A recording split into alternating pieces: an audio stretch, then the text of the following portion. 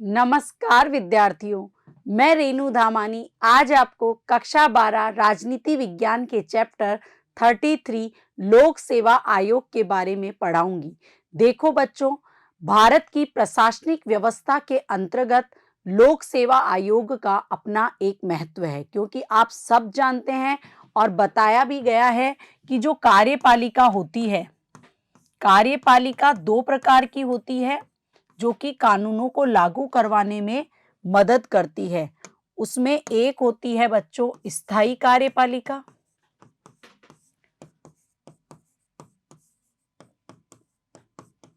और एक होती है अस्थायी कार्यपालिका। अस्थायी कार्यपालिका में राजनीतिक प्रमुख आते हैं, जबकि स्थायी कार्यपालिका में स्थायी लोक सेवकों को शामिल किया जाता है। स्थायी लोक सेवक की नियुक्ति, भर्ती प्रक्रिया आदि से संबंधित एक संवैधानिक अंग होना चाहिए, जो कि केंद्र सरकार के जितने भी लोक सेवा है उनकी भर्ती प्रक्रिया को निष्पक्षता के साथ करवा सके। इसके लिए हमारे संविधान निर्माताओं ने संघ लोक सेवा आयोग का गठन किया। लोक सेवा आयोग की अगर हम बात करें तो भारतीय संविधान के भाग 14 में, किसमें है? भाग 14 में लोक सेवा आयोग का उल्लेख है। अनुच्छेद 315 से 323 के बीच में लोक सेवा आयोग के गठन और उसके कार्यों के बारे में चर्चा की गई है। अगर हम लोक सेवा आयोग की स्थापना की बात करें बच्चों, तो आजादी से पहले ही इसको स्थापित किया जा चुका था फेडरल आयोग के नाम से। किसके नाम से? फेडरल आयोग के नाम से इसको स्थापित किया जा चुका था।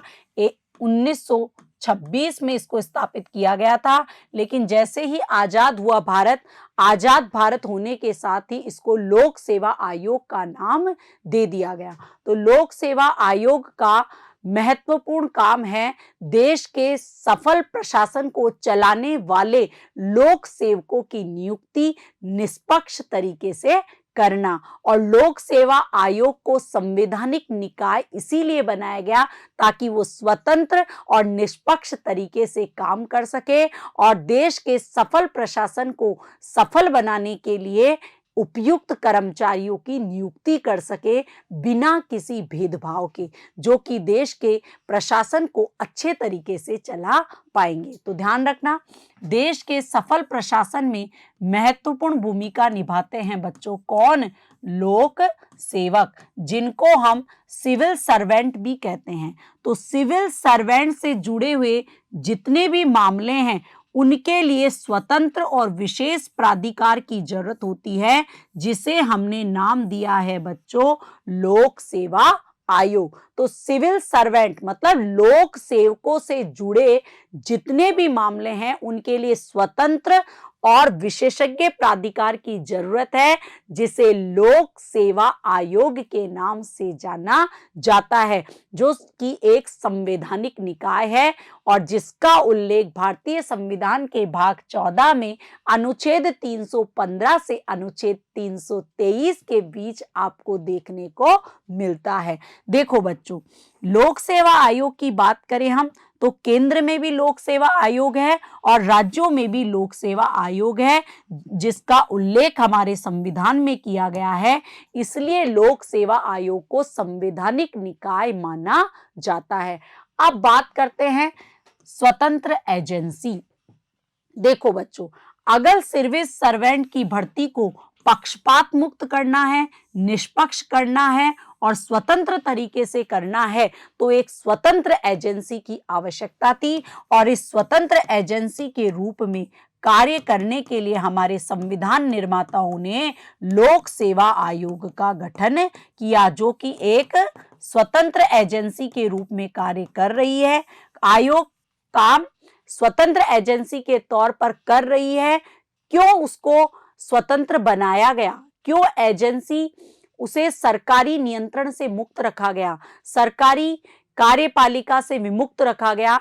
इसीलिए रखा गया ताकि सिविल सर्वेंट की जो भर्ती है उसे पक्षपात मुक्त किया जा सके, निष्पक्ष बनाया जा सके और स्वतंत्र तरीके से ये आयोग काम कर सके। भर्ती में वस्तुनिष्ठता और निष्पक्षता सुनिश्चित करने हेतु लोक सेवा आयोग को एक स्वतंत्र एजेंसी बनाया गया। तो यहां से भी आपसे प्रश्न पूछा जा सकता है कि लोक सेवा आयोग एक स्वतंत्र एजेंसी के रूप में कार्य कर रही है, क्यों, उसके पीछे क्या कारण था? तो कारण यही था, वस्तुनिष्ठता और निष्पक्षता बनाए रखने के लिए तथा भर्ती को पक्षपात मुक्त, स्वतंत्र और निष्पक्ष बनाने के लिए। इसके बाद बात करते हैं हम लोक सेवा आयोग का गठन। देखो बच्चों, कार्यकारी शाखा को भर्ती करने के अधिकार को ध्यान में रखते हुए लोक सेवा आयोग का गठन एक स्वतंत्र एजेंसी के रूप में किया गया। उसके बाद सरकार की सामान्य व्यवस्था से बाहर रहकर कार्य कर सके, इसके लिए भी इसको स्वतंत्र एजेंसी रखा गया। स्वायत्त कामकाज सुनिश्चित करने की एजेंसी है, इसीलिए इसे स्वतंत्र एजेंसी कहा जाता है। तो यहां पर आपसे एक प्रश्न पूछा जा सकता है कि लोक सेवा आयोग एक स्वतंत्र एजेंसी है, समझाइए। तो क्यों स्वतंत्र एजेंसी बनाया गया? आप सबको पहले भी मैंने बताया अभी आपको कि जो आपका क्या है, लोक सेवा आयोग है, वो भर्ती को पक्षपात मुक्त बनाए रखता है, इसके अलावा निष्पक्षता और वस्तुनिष्ठता बनाए रखता है, इसके अलावा सरकार की सामान्य व्यवस्था से बाहर रहकर कार्य करता है, स्वायत्त कामकाज सुनिश्चित करने की एजेंसी है, इसलिए इसको स्वतंत्र एजेंसी कहा जाता है, और कार्यकारी शाखा को भर्ती करने का अधिकार दिया गया है, इसलिए इसे स्वतंत्र एजेंसी कहा जाता है। अब बात करते हैं कि आयोग सिर्फ भर्ती एजेंसी है, न कि नियुक्ति प्राधिकार। सरकार को नियुक्त करने का अधिकार है, आयोग केवल भर्ती एजेंसियां हैं, भर्ती करता है। क्या करता है? भर्ती करने का काम करता है, और इसके लिए वो विभिन्न प्रकार की परीक्षाओं का आयोजन, 24 प्रकार की परीक्षाओं का आयोजन करता है। आयोग एक सलाहकार व अनुशंसा करने वाली इकाई है, इसके निर्णय बाध्यकारी नहीं है कि सरकार इनके निर्णय को माने। सरकार ज्यादातर लोक सेवा आयोग के निर्णयों को मानती है, लेकिन निर्णयों को मानना या नहीं मानना सरकार के ऊपर निर्भर होते हैं। सरकार को लोक सेवा आयोग के निर्णय बाध्यकारी नहीं है। इस बात का आपको ध्यान रखना है कि लोक सेवा आयोग एक सलाहकारी आयोग है, लोक सेवा आयोग के निर्णय बाध्यकारी नहीं है, ये भर्ती एजेंसी है, नियुक्त करने का अधिकार इसके पास नहीं है। अब बात करते हैं कि लोक सेवा आयोग के गठन की आवश्यकता ही क्यों हुई? लोक सेवा आयोग के गठन की आवश्यकता इसलिए हुई बच्चों कि हमें प्रशासन को चलाना है, तो प्रशासन के लिए हमें क्या चाहिए? एक अच्छा लोक सेवक चाहिए, और लोक सेवक तभी मिलेगा जब उसको विशेषज्ञों द्वारा तय मानकों के आधार पर चुना जाएगा। तय मानकों के आधार पर चुना जाएगा तो वह लोक सेवक प्रशासन को भी अच्छे तरीके से चला पाएगा। तो देखिए, भर्ती के लिए विशेषज्ञ और दीर्घकालीन विशेषज्ञता युक्त जानकारी की जरूरत है कि भर्ती किस प्रकार होगी, उसमें किन किन चीजों को शामिल किया जाएगा। तो इन सब को डिसाइड करता है लोक सेवा आयोग के विशेषज्ञ। विशेषज्ञ जानकारी व अनुभव के आधार पर वस्तुनिष्ठ व बेहतर निर्णय लेने में सक्षम होते हैं। सारे विशेषज्ञ एक साथ विचार विमर्श करते हैं और विचार विमर्श के आधार पर तय करते हैं कि किस आधार पर लोक सेवक को लिया जाएगा। पक्षपात की संभावना खत्म हो जाती है, क्योंकि कई सारे विशेषज्ञ एक साथ मिलकर के क्या लेते हैं? निर्णय लेते हैं, इसलिए इसमें पक्षपात नहीं होता, और जहां पक्षपात नहीं होता वहां पर वस्तुनिष्ठता का गुण अपने आप आ जाता है बच्चों। आयोग सामान्य सरकारी व्यवस्था से अलग रहकर कार्य करता है और लोक सेवा आयोग अधिक लचीला और प्रगतिशील तरीके अपना करके काम करता है और एक अच्छे लोक सेवकों की नियुक्ति करता है। तो लोक सेवा आयोग भर्ती के मामलों में विशेषज्ञ नियुक्त कर आपसी विचार विमर्श के आधार पर निर्णय लेता है। इसीलिए लोक सेवा आयोग के गठन की आवश्यकता को महसूस किया संविधान निर्माताओं ने और यही कारण था कि इसकी इंपॉर्टेंस होने के कारण ही इसे एक संवैधानिक निकाय बनाया गया। तो आयोग संवैधानिक निकाय के रूप में ये बात मैंने आपको बता दी कि भारतीय संविधान के भाग 14 के अनुच्छेद 315 से लेकर 323 तक लोक सेवा आयोग की बात कही गई है। तो ये बात कही जा सकती है कि लोक सेवा आयोग एक संवैधानिक निकाय है। ये क्यों किया गया ऐसा कि लोक सेवा आयोग को संवैधानिक निकाय बनाया गया, उसके पीछे कारण ये था कि बिना भय और वो पक्षपात के क्या करे, कार्य कर सकेंगे। सरकार उसमें किसी भी प्रकार से उनके ऊपर कोई दबाव नहीं डाले। रचना, भूमिका, अधिकार, विशेषाधिकार, नियुक्ति, हटाने के आधार आदि को संविधान द्वारा संरक्षित किया गया। संविधान में उल्लेखित की गई है सारी बातें, तो कोई भी सरकार के अधीन रह करके ये काम नहीं हो, किसी व्यक्ति के साथ पक्षपात नहीं हो। इसी बात को ध्यान में रखते हुए किसको, लोक सेवा आयोग को एक संवैधानिक निकाय बनाया गया। बिना राजनीतिक प्रभाव के ये काम कर सके इसलिए इसे संवैधानिक निकाय बनाया गया। उसके अधिकार व स्वतंत्रता का विधायी कार्यकारी शक्ति द्वारा अतिक्रमण न किया जाए, इसके विरुद्ध भी संवैधानिक निकाय होने के कारण उसे सुरक्षा प्राप्त है और यही कारण है कि लोक सेवा आयोग को संवैधानिक निकाय बनाया गया। आपसे यहां से भी एक प्रश्न पूछा जा सकता है। प्रश्न क्या आएगा कि लोक सेवा आयोग को संवैधानिक निकाय क्यों बनाया गया, कारण स्पष्ट कीजिए। क्यों बनाया गया, कारण स्पष्ट कीजिए। यह प्रश्न भी आपसे पूछा जा सकता है, तो यहां पर आप इसका आंसर देंगे। अब बात करेंगे लोक सेवा आयोग का गठन। तो ध्यान रखना, लोक सेवा आयोग के सदस्यों की संख्या व शर्तें कौन तय करेगा, भारत का राष्ट्रपति। भारत का राष्ट्रपति जो कि संवैधानिक प्रमुख होता है हमारे भारत का और भारत का प्रथम नागरिक भी माना जाता है राष्ट्रपति, जिसके बारे में हम चर्चा पहले कर चुके हैं। तो राष्ट्रपति इनकी संख्या और सेवा शर्तों को तय करने का कार्य करता है। इसके अलावा आयोग में एक अध्यक्ष होता है। कौन होता है बच्चों? और अभी वर्तमान में जो इसके अध्यक्ष है उनका नाम है डॉक्टर मनोज सोनी, जो कि यूपीएससी के क्या है बच्चों, अध्यक्ष है। वह सदस्यों की नियुक्ति राष्ट्रपति करता है। ये प्रश्न आपसे पूछा जा सकता है कि लोक सेवा आयोग, संघ लोक सेवा आयोग के अध्यक्ष व सदस्यों की नियुक्ति कौन करता है, तो आपका आंसर होगा बच्चों राष्ट्रपति। आयोग में कम से कम आधे सदस्य ऐसे होते हैं जो सरकार के तहत 10 साल की सेवा का जिनको अनुभव प्राप्त हो, उन्हीं को इस आयोग में शामिल किया जाता है। इनका कार्यकाल 6 वर्ष या 65 वर्ष जो भी पहले हो वो होता है। या तो 6 वर्ष होगा या 65 वर्ष, जो भी पहले आए वो उसका कार्यकाल होता है लोक सेवा आयोग के अध्यक्ष व सदस्यों का। तो ध्यान रखना, लोक सेवा आयोग के अध्यक्ष व सदस्यों की नियुक्ति राष्ट्रपति करता है। उनकी सेवा शर्तों का और सदस्यों की संख्या को तय करने का कार्य भी राष्ट्रपति करता है। अब है कि आयोग का जो अध्यक्ष होता है वो भविष्य में कभी भी सरकारी नौकरी नहीं कर सकता। अन्य सदस्य जो भी है लोक सेवा आयोग के, वो यूपीएससी या राज्य लोक सेवा आयोग के अध्यक्ष पद पर क्या हो सकते हैं, नियुक्त हो सकते हैं।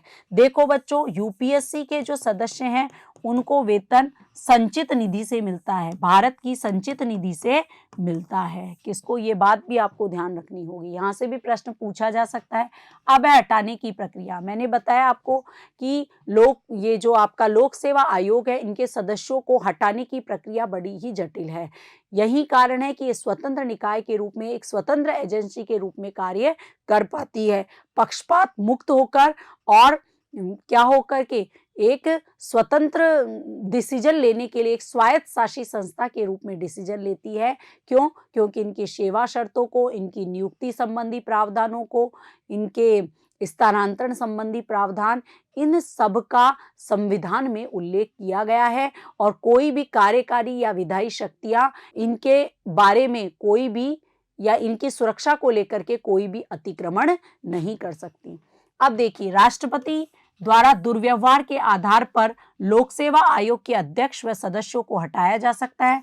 राष्ट्रपति निर्देश के बाद सर्वोच्च न्यायालय के पास भेजेगा और सर्वोच्च न्यायालय जांच करेगा।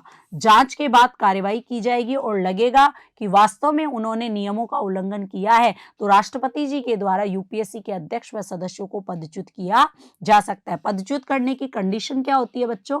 मौद्रिक लाभ में दिलचस्पी के आधार पर निलंबित होते हैं या वेतन युक्त रोजगार से जुड़े होने पर यूपीएससी के अध्यक्ष व सदस्यों को निलंबित किया जा सकता है या उनको उनके पद से हटाया जा सकता है। अब बात आती है लोक सेवा आयोग के कार्य। लोक सेवा आयोग कार्य क्या करता है? देखो बच्चों, भर्ती के तरीकों से संबंधित मामलों, नियमों के संबंध में सरकार को सलाह देता है। भर्ती में किन किन तरीकों को अपनाया जाएगा, किन किन नियमों को अपनाया जाएगा, उसके बारे में सरकार को सलाह देता है। मैंने पहले आपको बताया कि यूपीएससी जो है वो सलाहकारी है, सरकार नियुक्त करने का अधिकार रखती है, ये केवल सरकार को सलाह देती है कि भर्ती को इन तरीकों से करवाया जाना चाहिए। नियुक्ति, पदोन्नति, स्थानांतरण के लिए उम्मीदवार उपयुक्तता के बारे में सलाह देती है सरकार को। इसके अलावा नियुक्ति संबंधी परीक्षाएं संचालित करती है, मैंने आपको बता ही दिया। अनुशासनात्मक मामलों पर सलाह देती है। इसके अलावा किसी सरकारी लोक सेवक के विरुद्ध कानूनी कार्रवाई, कर्तव्य निर्वहन के दौरान किसी सरकारी सेवक के घायल होने से संबंधित दावे पर सलाह देती है। राष्ट्रपति द्वारा निर्दिष्ट किसी अन्य मामलों पर सलाह देती है। आयोग के क्षेत्राधिकार को इसके दायरे में कम किया जा सकता है। इसके दायरे में क्या किया जा सकता है? कम किया जा सकता है। इनके क्षेत्राधिकारों को सरकार के द्वारा कम भी किया जा सकता है। इसके अलावा निंदा, बाध्यता, बर्खास्तगी, पदोन्नति रोकने, लापरवाही आदेश का उल्लंघन आदि मामलों में सरकार आयोग से मशविरा कर सकती है, सरकार को ये सलाह दे सकती है। लेकिन बच्चों, कई बार सरकार के जो ऊपरी स्तर के जो सेवक हैं उनकी नियुक्ति, पदोन्नति, स्थानांतरण से संबंधित मामलों में आयोग किसी भी प्रकार का कोई सलाह नहीं दे सकती। इसके अलावा एक सेवा से दूसरी सेवा की नियुक्ति, पदोन्नति, स्थानांतरण के संबंध में सरकार को सलाह देती है। आयोग द्वारा किए गए कार्यों की रिपोर्ट राष्ट्रपति को देने का कार्य भी लोक सेवा आयोग करता है। उसके बाद आता है बच्चों राज्य लोक सेवा आयोग, जिसका गठन राज्यों में किया जाता है। राज्य लोक सेवा आयोग का गठन हर राज्य में होगा और राज्यपाल आयोग की सदस्य संख्या को तय करता है। केंद्र में संघ लोक सेवा आयोग में यह तय करने का कार्य राष्ट्रपति करता है, लेकिन राज्यों में राज्यपाल करता है। आयोग में कम से कम आधे सदस्यों को सरकारी सेवा का 10 वर्ष का अनुभव, वही जो कि यूपीएससी में होता है। नियुक्ति राज्यपाल करता है और कार्यकाल 6 वर्ष या 62 वर्ष, वहां पे 65 वर्ष था और राज्य लोक सेवा आयोग में कितना है? 62 वर्ष है। फिर है राज्य लोक सेवा आयोग काम क्या करता है? राज्यपाल को वार्षिक रिपोर्ट सौंपता है, राज्य सरकार से जुड़े हुए कार्यों को संपादित करने का कार्य करता है। एक है बच्चों संयुक्त लोक सेवा आयोग। देखो, राज्य लोक सेवा आयोग और संघ लोक सेवा आयोग का उल्लेख संविधान में है और संवैधानिक उपबंधों के आधार पर इनका गठन हुआ है, लेकिन संयुक्त लोक सेवा आयोग का गठन संसदीय अधिनियम के आधार पर किया जाता है। तो वो कैसे किया जाता है? जब 2 या 2 से अधिक राज्य अपनी विधायिका द्वारा प्रस्ताव पारित करके, मतलब हर राज्य विधायिका से प्रस्ताव पारित करेगा, उसके बाद वो संसद में जाएगा और संसद क्या करेगी? संयुक्त राज्य लोक सेवा आयोग के गठन संबंधी कानून बनाएगी और उसके आधार पर संयुक्त लोक सेवा आयोग का गठन किया जाएगा और संयुक्त लोक सेवा आयोग के अध्यक्ष व सदस्यों की नियुक्ति करने का कार्य कौन करेगा? राष्ट्रपति करेगा। अब है लोक सेवा आयोग को स्वतंत्र क्यों रखा गया है? किस किन मामलों में? आप देखो, सदस्यों की नियुक्ति, सेवा शर्तों में अलाभकारी परिवर्तन नहीं किया जा सकता, सदस्यों को हटाने की प्रक्रिया बड़ी ही कठिन है, आयोग पर खर्चा भारत की संचित निधि से होता है, तय सीमा से किसी सदस्य की नियुक्ति कड़ाई से प्रतिबंधित है। सरकार द्वारा जारी निर्देशों को संसद विधायिका के समक्ष रखना। ये सारी चीजें लोक सेवा आयोग को स्वतंत्रता प्रदान करती है। यहां से भी आपसे प्रश्न पूछा जा सकता है कि लोक सेवा आयोग एक स्वतंत्र निकाय है, कैसे में जो राज्य लोक सेवा या संघ लोक सेवा आयोग के अध्यक्ष व सदस्यों की नियुक्ति है वो राष्ट्रपति करता है, कार्यकारी या विधायी शक्ति के द्वारा नहीं किया जाता। से उनके काल में उनकी सेवा शर्तों में किसी भी प्रकार का कोई परिवर्तन नहीं किया जा सकता। सदस्यों को हटाने की प्रक्रिया बड़ी ही जटिल है। आयोग पर जो भी खर्चा होता है वो भारत की संचित निधि से होता है और सरकार द्वारा जारी निर्देशों को संसद व विधायिका के समक्ष रखा भी जा सकता है। आयोग उन बातों को स्वीकार करने से पहले सरकार द्वारा उन मामलों को संसद के समक्ष प्रस्तुत किया जाता है, विधायिका के समक्ष प्रस्तुत किया जाता है। तो इस आधार पर हम कह सकते हैं कि लोक सेवा आयोग एक स्वतंत्र निकाय है और यही कारण था कि हमने इसे एक संवैधानिक उपबंध के तहत स्थापित किया है। तो आज हमने भारत की प्रशासनिक व्यवस्था को स्थापित करने के लिए लोक सेवकों की भर्ती संबंधी परीक्षाएं आयोजित करवाने का कार्य करने वाले लोक सेवा आयोग के बारे में पढ़ा, उनके गठन के बारे में, उनके कार्यों के बारे में चर्चा की। धन्यवाद।